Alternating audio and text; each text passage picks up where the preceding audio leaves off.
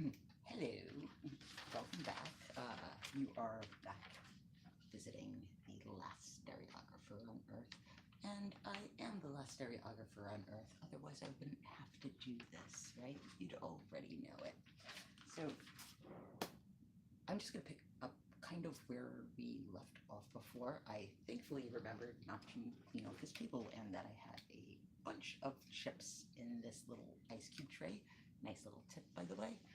And let's see if I can't do this a little bit more effective. Oh, there we go. Beautiful. So what I'm going to do is I'm going to show you how to use a variety of different mounts. The thing that we did last time was we mounted some slides in some, I think these were self-stick. I could tell they were self-stick because they are not self-sticking very well. That's one of the things that will happen to old self-sticks. But what we did do was cut into a roll a little bit, and we made a bunch of chips. We made a bunch of matching pairs. We made a bunch of lefts, and we made a bunch of rights. And these are all realist format slides. Excuse me, these are all realist format, well, they are. They're realist format 5-perf slides. I set out over here, I believe. Here we go. These are not realist format. These are a 4-perf. This is something that would have been shot, actually, I know specifically this was shot with a Nishika, and I know it was specifically shot with one that I had a lens adapter on from like one of my older projects. That was Lego my everything, and you just like take a Lego block and you can use it pretty much for anything that you want when it comes to anything you want. If you want it to stay somewhere and be removable eventually and just like not move the whole time that you have it stick there, then Legos are for you. So what I'm going to show you right now is a slip-in mount, and a slip-in mount is a very easy mount to use. In fact, this is probably the mount that I would use for beginners the most. This is something that will come in a variety of different colors. There are a variety of different manufacturers. There are, let's see, I don't know if I have another version of it. Oh, I have another version. It's just not in the size that we want. It's in the 4-perf size, so we'll use it later on. So these are all realist format slide mounts, and the most specifically important thing for anybody to remember about realist format slide mounts is that the realist format dictated the outside dimensions of the slide. The inside, I think I was calling them like viewports last week, but like they're actually called apertures. So the hole that the image is going to be basically seated in and will basically form your pair of images. This is called the aperture. This is your outside dimensions of the slides, of the slide mounts. And if you can see that even though that this is a 4-perf format, it still adheres to the outside dimensions, even though the inside dimensions might be different than a 5-perf regular realist format. And that's a very important thing to understand because it's something that isn't published. This is, I just need to reiterate this every single time I can. This is the ISO standard 515. This was one of many handful of standards that were passed basically across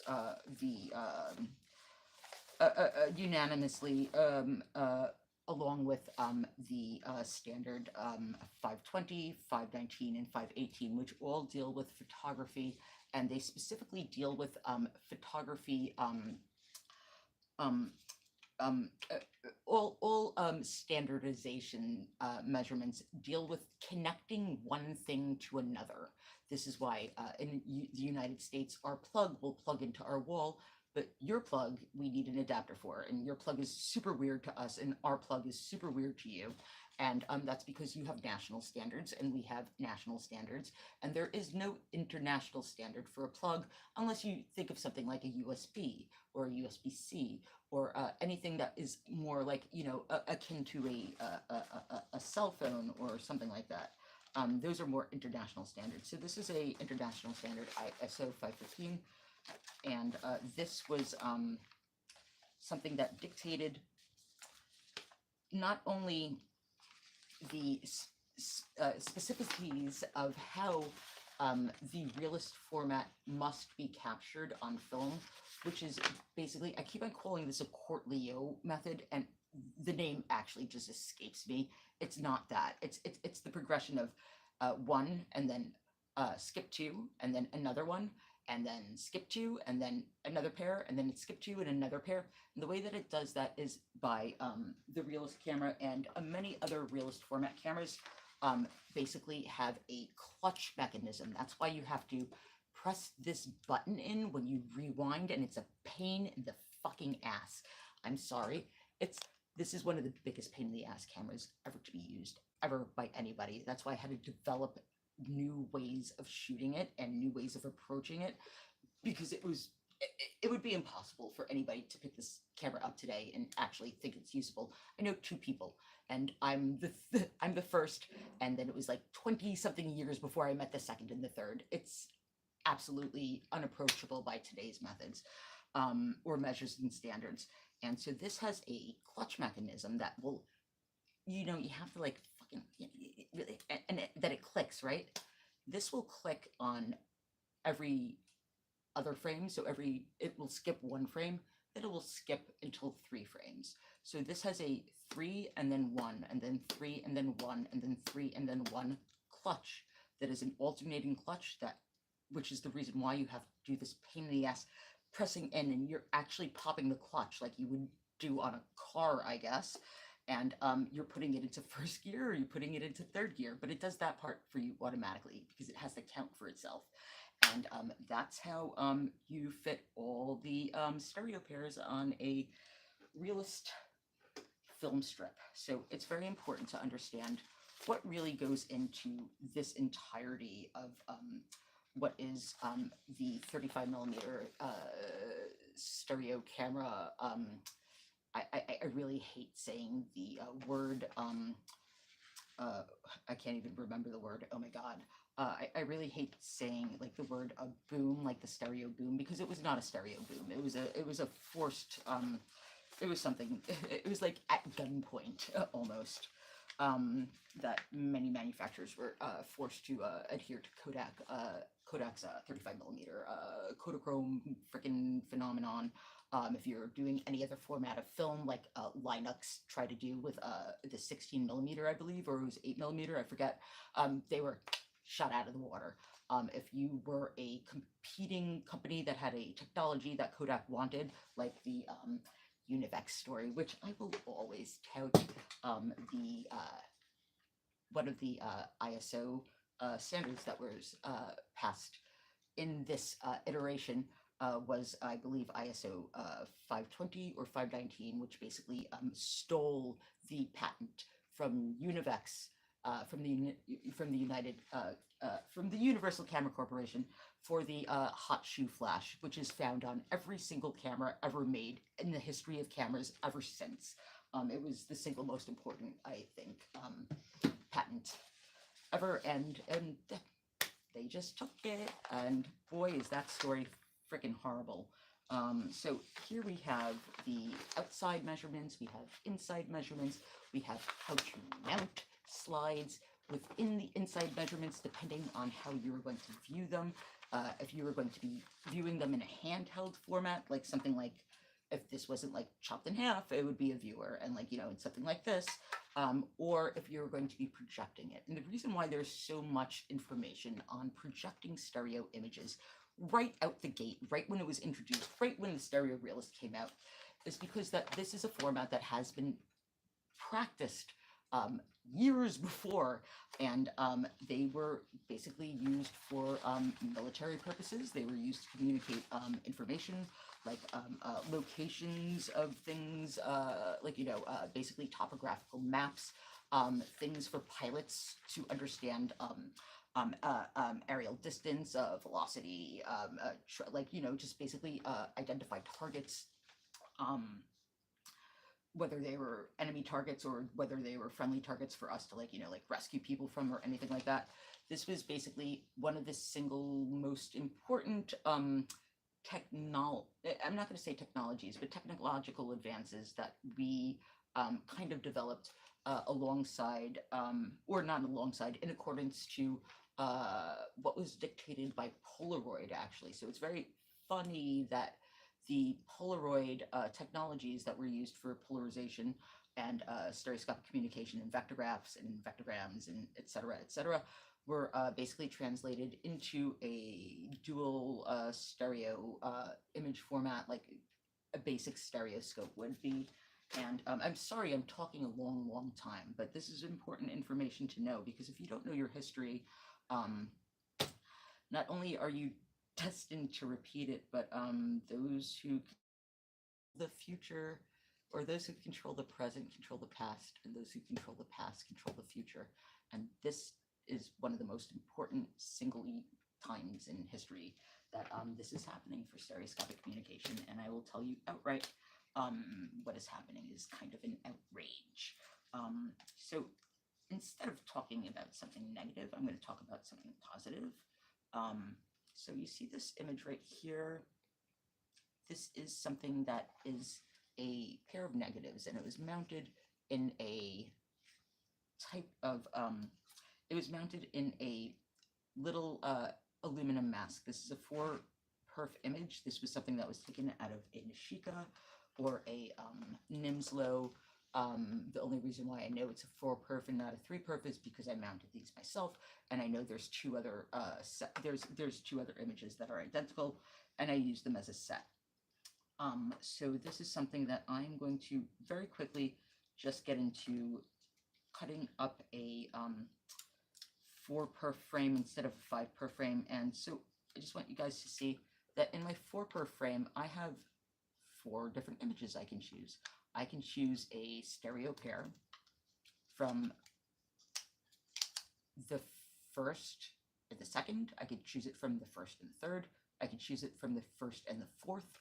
And this is a very convenient way of not only, first of all, making a duplicate copy of a stereo slide, which you would really never have a duplicate copy.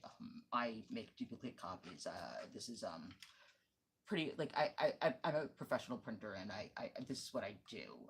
And I've been concentrating on stereoscopic communication for years and years and years, and I've been able to do transparencies.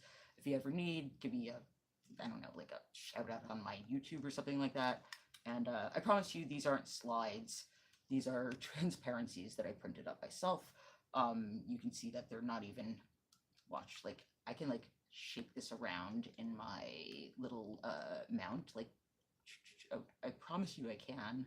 Okay, so see this?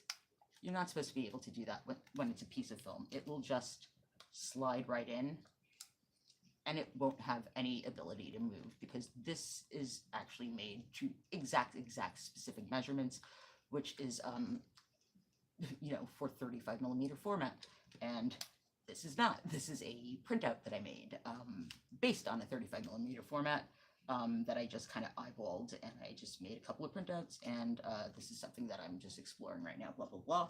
But really, except for this, like, very rare case, because nobody's going to be making you printouts of stereo slides, of stereo transparencies. The only way to really get a copy, an actual physical copy, is to really shoot in a 4-perf 4-lens format, which would be a Nishika, which would be a Nimslo. I can't think of any other stereo camera that was like that. That's a simultaneous shot and not a sequential shot, but I'm sure I'm missing something.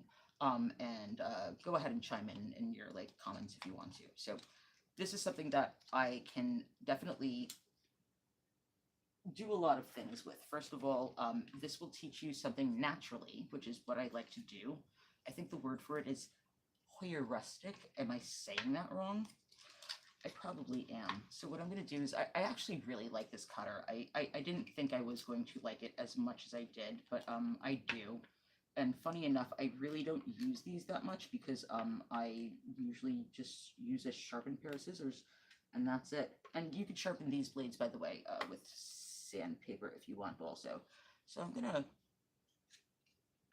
just slice that. So I'm slicing at 4 perfs. 4 perfs are going to be on the inside. It's going to be like the edge, 1, 2, 3, 4, and then the edge, just like a real slide. So, bam, right? I got 1, and I'm just going to do this for myself so that I'm seeing it, but I hope you guys can see and realize that I'm trying to get the cut in between, like right at the halfway mark between one perf and another perf. So it really has a nice little distinct edge to it. It's not ever going to be cut on the inside where like this like little hole, this perforation would be.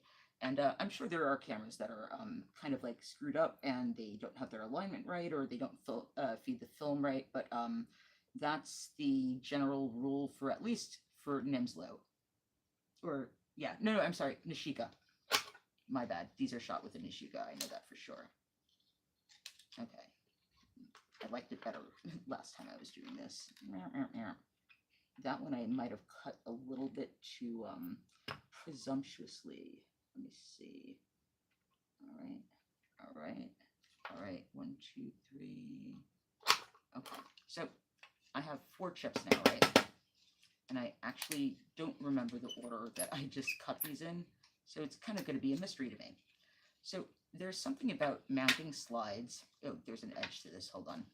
There's something about mounting slides where, and this is where something like a piece of graph paper, which you can see this piece of graph paper, if you shove it underneath like your mount and you align it correctly, you can align things like the vertical alignment, the horizontal alignment, etc., etc. But what you can do is you can also make things appear to be more depthful in your slide. You won't actually be adjusting the depth. You will be adjusting your own, I don't want to say ratio to it. What you're really adjusting is more of something that would be called a hypo or a hyper type of view. And that's something that will basically make something perhaps appear larger amount of depth, although it's not changing the ratio of how much depth is being perceived. It will change the appearance of the depth within a certain set of parameters that are already defined by your slides and by your chips, etc., or by your stereo view, whatever it is that you're doing. And this is something that is a very abstract concept to a lot of people.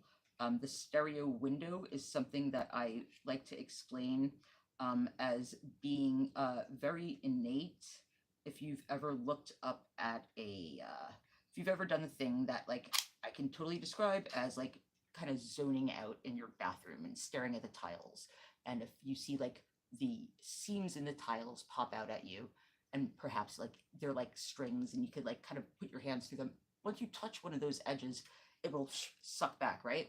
And if you don't see it as the seams popping out and you see it as the actual tiles popping out so that it kind of looks like marshmallowy like that, then you'll know exactly what I'm talking about. And that's something that if you touch the edges of that and you disrupt your field of view, that's something called a violation of the edges. It's a window violation or the edge violation. And that's something that is not specifically describing what the stereo window is, but it at least gives you what an idea of it is. So when you're playing around with something like the stereo window, it's really nice to have something that is identical, that is in a different type of variation of depth. So if I have something that is this far away mounted and I have something that is this far away mounted and I'm looking at them through the same apparatus, if I'm looking at them through perhaps like a stereo viewer like this, this will perhaps, if I'm viewing it parallel and through magnified viewer, this will perhaps look like it has more shallow depth, whereas this might look like it has more pronounced depth. The manner in which you are approaching it is something that is an interesting thing to observe, and it's also very important to understand as a stereographer. And I find that having two sets of the same exact subject matter and being able to mount them in different ways is something that really kind of explains the concept of what a stereo window is without even having to explain it to somebody. And so I hope everybody will really try to use a 4-lens camera like a Nishika. Like, these are very much, oh, I think my phone's about to turn off, but these are very much lenticular cameras. These were made for the market, specifically for making lenticular images. If you don't know what a lenticular image is, you probably do. A lenticular image is something like this. It's something that's lensed. It's something that would be considered like, you know, that you don't need glasses to see. If anything, it's something that is a precursor to what an autostereoscopic screen is. If you have a Leia, I forgot, Leia 2-pad, a Lumi 2-pad, excuse me, which is like one of my favorite products ever. Or like a red hydrogen one, that you have an autostereoscopic screen that you can see it, and you don't need any sort of viewing apparatus to see the depth that it's communicating. This is something that is a precursor to that, and it's been a precursor to that for many, many years, and it has been a lenticular image for many, many years. And the precursor to that would be something like a barrier strip print, which is something that is a precursor to lenticulars, and it's been around for many, many years. And this type of interlaced image, where it presents to you multiple views of some sort of image that is cut up and just interlaced, that's what this is called. This is specifically referred to as a barrier strip, but this has been used to transmit information since the dawn of TV, I think. I'm pretty sure. Like, not mechanical TV, that was using a Nippon disc or something like that. But it's yet another way that this can be approached. And so right now I'm going to just take two random chips, and when you take your chips, just make sure that they are, all right, this is not going to be able to fit in this. Oh my god, hold on. So I'm already experiencing technical difficulties. Haha, I'm going to mount these two chips because they look like they're going to be small enough. Yes, they are. And I'm using my hand instead of my gloved hand because I'm being a jerk right now, so excuse me. And sometimes these are a little hard to shove in. Like, I've gotten this far.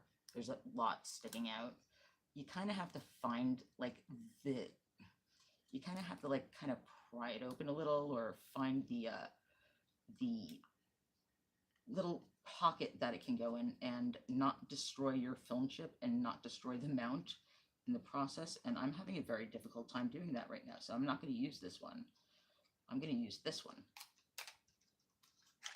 And right now I'm just going to go like this. These have an edge.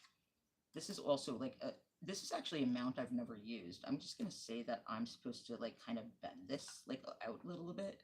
So see how there's like little channels here? I've never used this mount before, to be quite honest. I might be doing this entirely wrong. I'm just guessing. So I'm going to say that I have to like kind of like, you know, just like make a little indentation and make sure that the other parts of the mount are pushed back, so I can make a little pocket for this and just kind of shove my little film chip in here. And I don't care that I'm not using my gloved hand, because this is for me to find out if I'm doing this right. All right, so this is how I'm going to do this. So I shoved it in that little part. I shoved it in that little part. There's a little bit of perforation sticking out, and I think that's the way to do it. So when I do this again, I just have to make sure that the image is upright the same way, and we'll be doing this the same way. Oh my god, this is kind of a hard mount to use. I'm not sure if I'm doing this right. I should have prepared for this. Oops. But fuck it, I'm doing it live.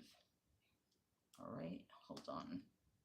All right, I'm going to say this is how I'm going to end up mounting this. So I have two images that are, as long as your images are the same image, that they are horizontally aligned, and, oh, I should move my leg. and you can see that these are both, like, you know, they're directing in the same way. The leaf is in like this side of it, the hand is on this side of it. This is absolutely a stereo pair. The only thing is it's very flimsy. So when you have something like this, you would traditionally in the old days have something called a binder, and I don't know if I can find that right now.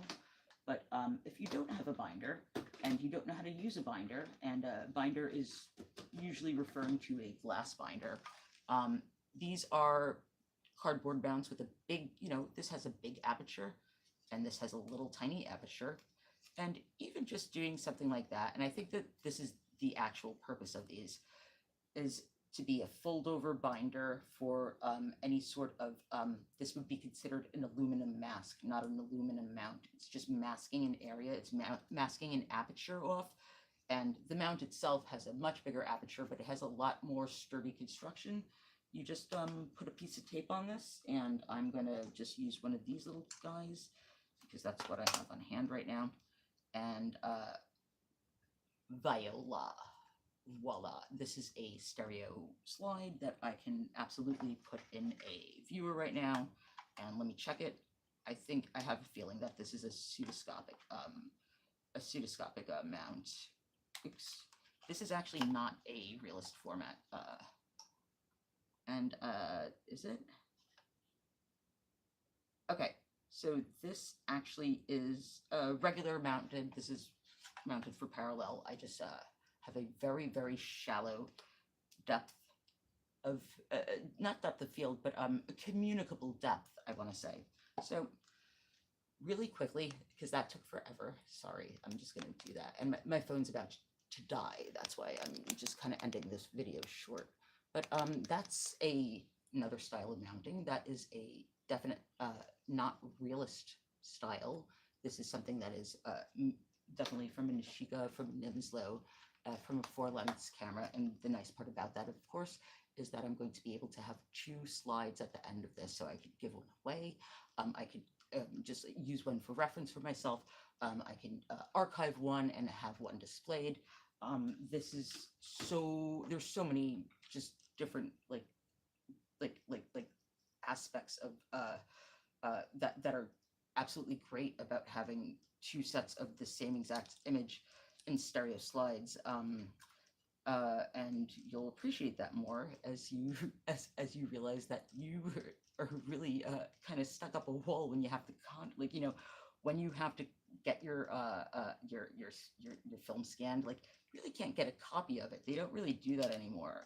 That was a thing that they did a while back and they don't do anymore. So I'm gonna end this video now because I've already run off for a little bit, but keep on watching if you want to learn just basically how stereo mounts work. That's kind of all that I'm showing you right now. It's like, these are things that you will have to go along yourself and actually just learn by doing. But you know, even me, I've never used that mount before. I was like, what the hell do I do with it? And had to figure it out for a second. But I did know that it was a mask. I knew that it had to be bound in a binder.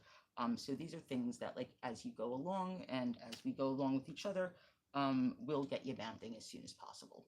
And that's it. I hope everybody liked this video. And dude, I have a thing called Dollar Store Stereography that everybody who's watching this should watch, because it basically tells you how to do all these different types of formats of stereoscopy, stereography, however you want to say it. And it's great. All right, I'll talk to you guys later. Bye.